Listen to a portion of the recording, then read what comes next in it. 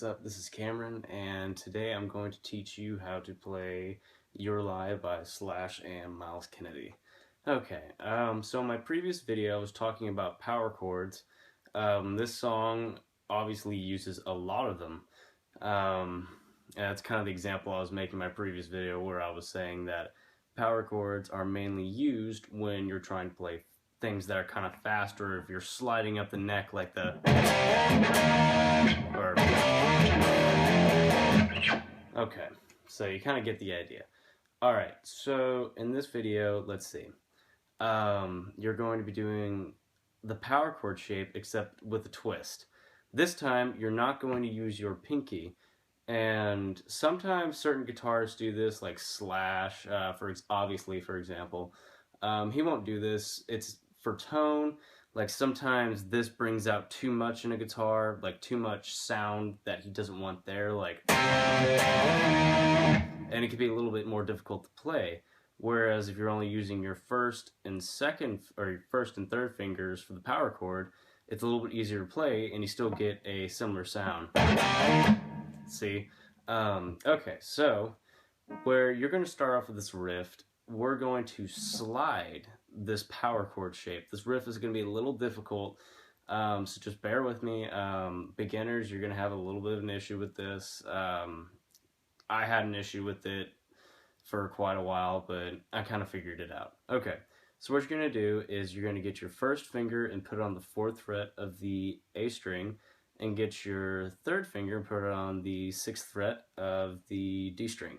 So you're going to be getting this chord, which is like a C sharp. My music theory is terrible, so bear with me. So here's your C, and this is your C sharp. Okay. And when I say C sharp, I'm talking about half step down. This song is in half step down, by the way.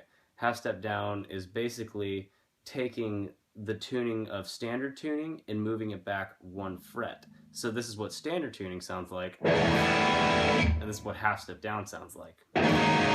That's something completely different. But so let's get back into the song. Okay, so you have this chord shape with your first finger on the 4th of the A and your third finger on the 6th of the D. And you get your C sharp relative to half step down. So we're just going to call it C sharp. So what you're going to do is you're going to slide this shape up 1, 2, 3, 4 frets to the 7th fret on the A string,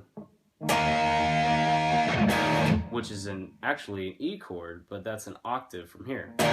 So you go 1, and what you do is when you slide up to this E chord, you don't hit the guitar, like you don't strum, I should say. So you go, and you just hold it for a second. So the strumming is kind of weird for this C sharp chord.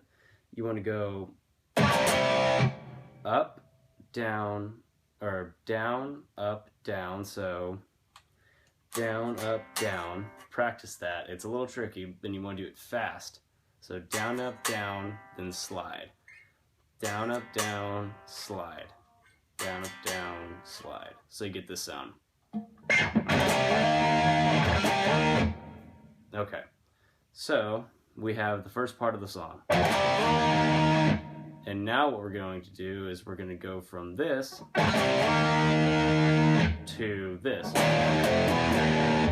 Okay, so now this part's a little quick. There's no slides, but you're doing power chords again with just these 2 fingers. Okay, so once you do this part, you're going to hit an open E. And this is kind of like a rock and roll style E.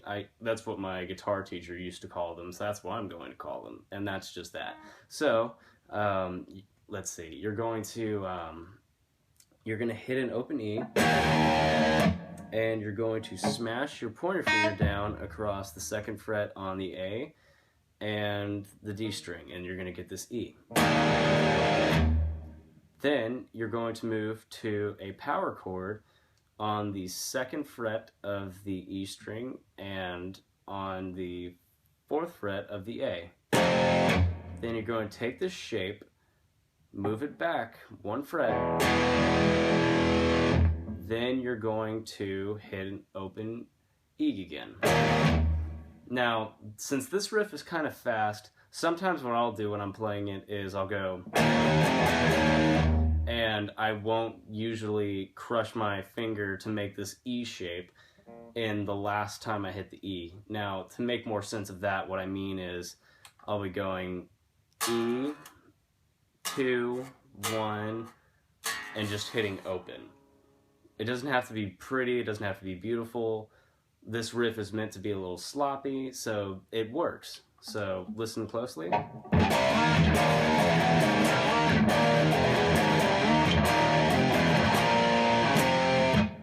See, it works. Okay, so now we have, and so what you're going to do is you're going to repeat that a couple of times, and then you're going to do this same down, up, down thing that I was talking about over here, except you're going to be doing it on these next 2 chords that I'm going to show you.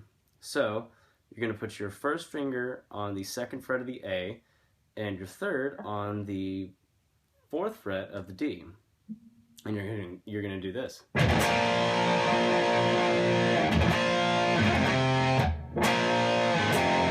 So what you're going to do is once you hit this, is you're going to take this exact same shape and move it up a string. And you're just going to strum it once. So, okay. So this chord shape is just your 1st finger on the 2nd fret of the E and your 3rd on the 4th fret of the A. So you get, well, there you go. That's the riff.